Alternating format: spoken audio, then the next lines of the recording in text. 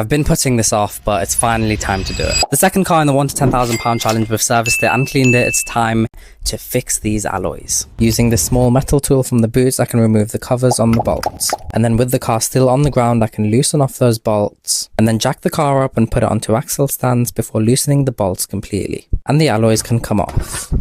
And I remove these center caps, which look awful. Then using some iron fallout, I soak the alloy front and back. And you can see that turning purple as it oxidizes with the dirt. I then gave that a rinse down and soaked it with pre-wash. And then followed all of the contact washing methods to clean these alloys up and dry them off. Now when I tried to sand this alloy, it kept peeling the paint off, so I decided to peel all of it off instead, and it was definitely worth it. On the other alloy, the paint was a little bit more stubborn, so I just went with sanding that down.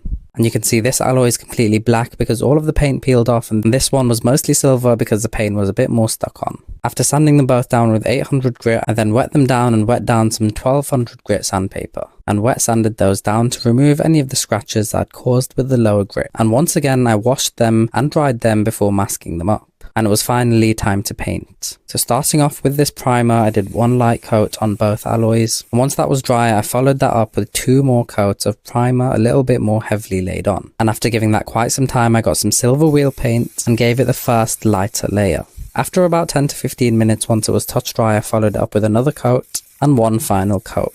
I then waited many hours for that base coat to cure and got some clear lacquer out, and I did 3 coats of clear lacquer. Now the surface was quite rough because I think I messed up by not wet sanding it after the primer. So I then got a really fine grit sandpaper and wet sanded that down, which I know is a bit backward, but it is what it is. I then put the alloys back on, tightened up those bolts, and I could lower the car down and pop in those alloy bolt covers.